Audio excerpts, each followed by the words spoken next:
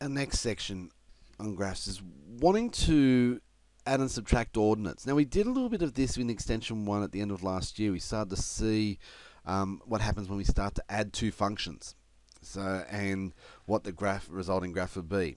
So first video here, what we want to do is concentrate on these two sections here. We want to play with these two parts where we take a function, add or subtract a constant. We've been doing that for a while.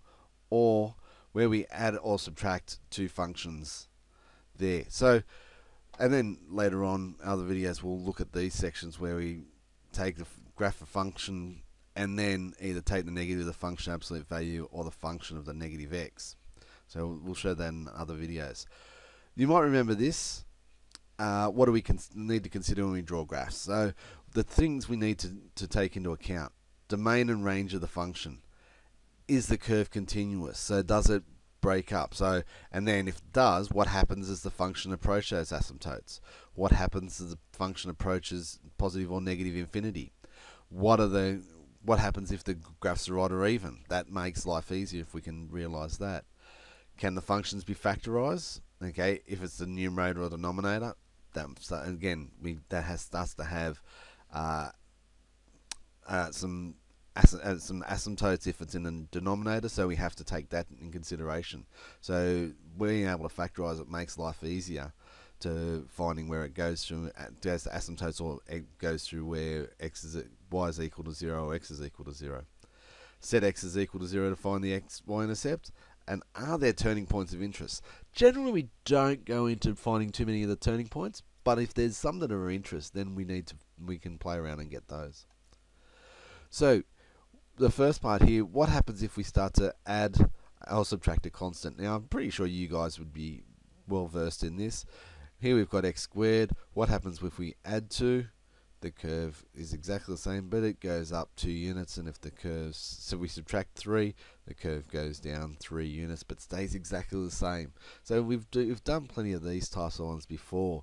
So just some examples to consider: natural log of x, and natural log of x in the blue, and then 1 plus natural log of x in the red there.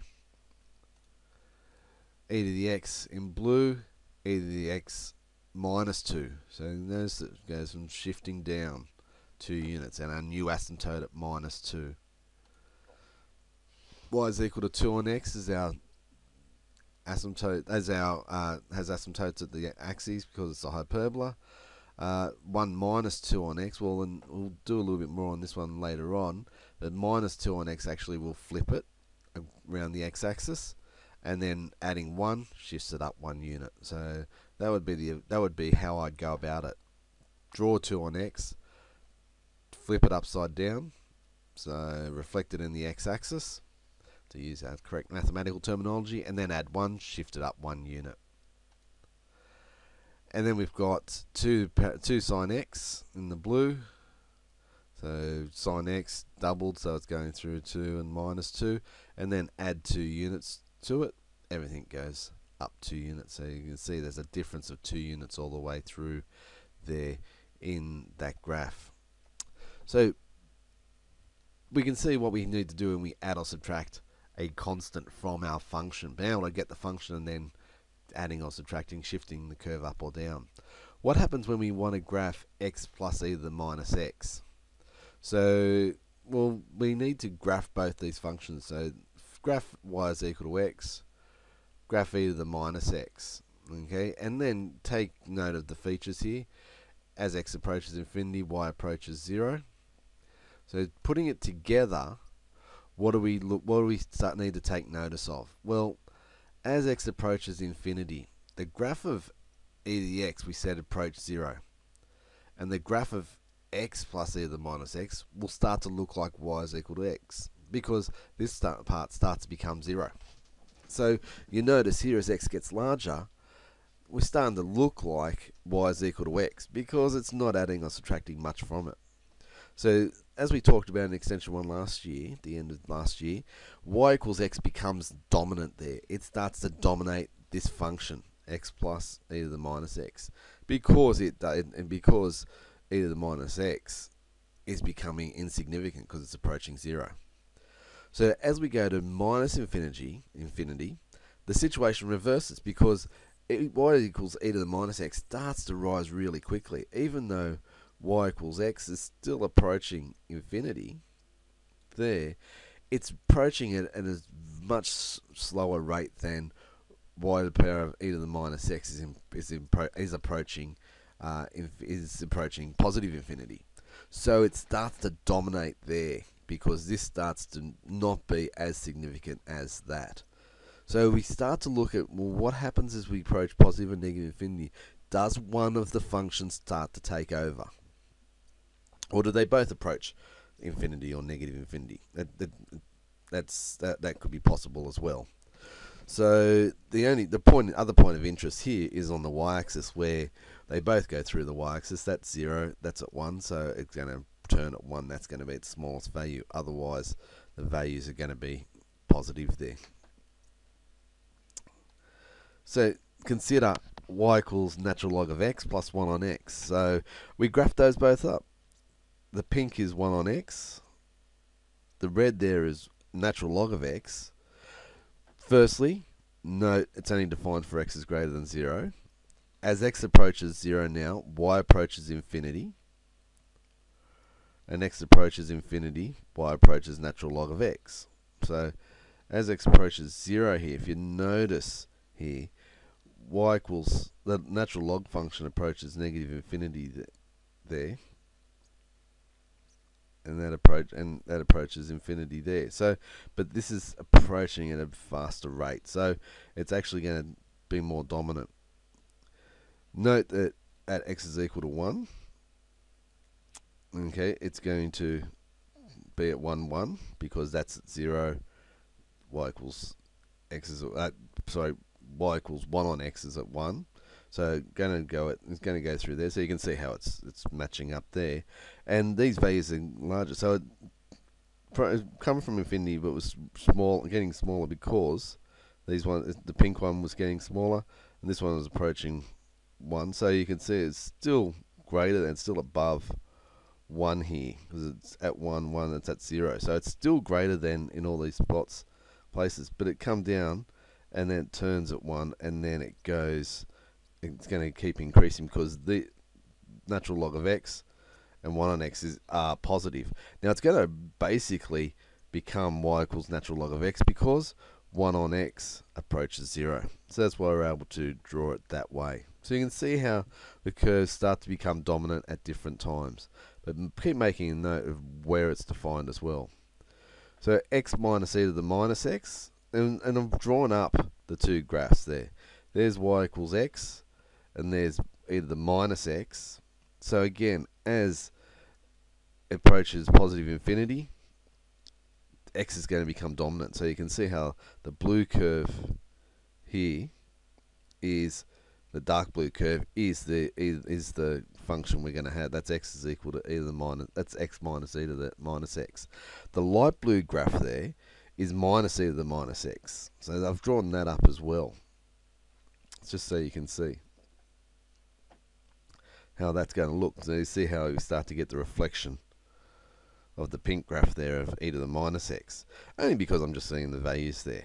But you can start to see that it approaches infinity because that starts to approach 0. So x minus 0 is going to be very insignificant. So you can see how it actually blends into y is equal to x pretty quickly, because it starts to become very insignificant in terms of the values of minus e to the minus x.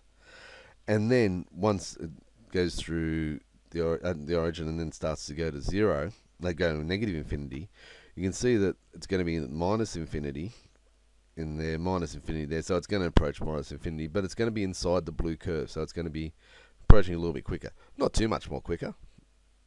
So you can see there's not much difference there, but it's still going to be inside that light blue curve. It goes through 0, minus 1, because where it's 0, well, y equals x is equal to 0, and we got y minus e to the minus x gives us the minus 1, so it's going to go there. And where the curves cross there, where the curves are equal there, you can see that's where it's crossing the x-axis, where it's going to make it 0. So when x is equal to e to the minus x. Don't really need to get that accurate with it. Natural log of x minus 1 on x. Again, with the blue one's natural log of x, and then 1 on x there. And you can see how, again, it's only going to be defined for x is greater than 0. And then we've got the curve approaching infinity, and then minusing that one, so it's going to approach infinity on this side. And we can see that where it's crossing the x-axis, where they meet, because they're going to subtract each other, so that's where it's 0. And again, it's going to approach natural log of x, because 1 on x starts to approach negative infinity. Approach 0, not negative infinity. So it's going to approach 0. So you can see where they've crossed, that's where they meet, and that approaches 0. So this pink curve, which is natural log minus 1 on x, is going to approach the blue curve as we go on. We've only got it down to 3 to get that shape and get the details in this area, but that's where it would go off to. X plus sine of x. So x plus sine of x here, the sine of x is in the pink, and x is in the red there. And notice that, more in case with this one, sine of x only ever goes between 1 and 0. 1 and minus 1. So the values that you're adding to the value of x is either 1 or minus 1. So where it's 0, it's going to cross the curve. So where sine of x is equal to 0, the function is going to be on x. And it's either going to be adding and be a little bit above sine of x, sine of x, or go a little bit below x. But a curve basically will oscillate like sine of x above and below the graph of x there. So you can see that one's an interesting one there. But again, if we consider what's the nature of our two curves, we're able to get the value, a graph of that function. X plus 1 on x here. So again, we've got y is equal to x and 1 on x. We can see where they approach infinity. It's not defined for x is equal to 0. And so we get our pink curve here where it starts to approach the curve 1 on x when it gets closer to 0. And it approaches x when y is equal to x when it approaches infinity. So that's the nature of that one. X squared plus 1 on x. So again, the blue's x squared. The pink's 1 on x. So we can see, again, the nature. What happens as it gets larger? What happens as it approaches 0? So, because y on x is equal to 0. And it approaches 0 here. Remember, it's undefined for x is equal to 0. So that's why it's going to... X squared gets closer... As x approaches 0, x squared becomes closer to 0. So 1 on x becomes dominant in both values there. It's going to cross at minus 1 here. And as the curve approaches infinity or negative infinity, x squared becomes dominant. So that's why the curve goes up there, and it just turns and goes back up that way. X plus absolute value of x. So this one's a little bit hard to draw. The pink is the actual graph we want. The red is the absolute value of x, and the blue would be the value of, it would be x. So the blue actually keeps going through and is that whole straight line. So we consider x plus the absolute value of x. Well, if we consider at 0, they're both equal to 0, so it's going to go through 0. For x is equal to 0, that would be positive, that would be positive, so that's going to become the line 2x. So that's where we can draw that one. That's actually the line 2x, because x plus x when x is greater than 0. But when x is less than 0, notice these two are reflecting each other and will cancel each other out. So that's why it's just going to be the line y is equal to 0 there. So y is equal to 0 when x is less than or equal to 0. And then we've got when x is greater than 0, we get 2x. And again, this one, absolute value of x is the blue, minus the absolute value of x minus 2, which is the red. Now, again, what we need to consider here is, well, where does it go? Where the two curves are equal and we're subtracting, that's where it goes through the x-axis. Where they're both in a point where that's 0 there, the difference between that is 2. Now, the difference between that is 2 at all times. and seeing the absolute value of x is below x minus 2, then the difference is technically minus 2, because everything minus, that one will give us a minus 2, so that's why it's going through minus 2. When x is greater than 2 again notice that this is where this function is at 0, so it's going to be at positive 2 when you do 2 minus 0, but then all the subtractions here will give us a value of 2. All the other values are just between minus 2, 0 minus 2, and 2. So we can draw that straight line between, because that's what those values would give us. Because again, the graph's above that.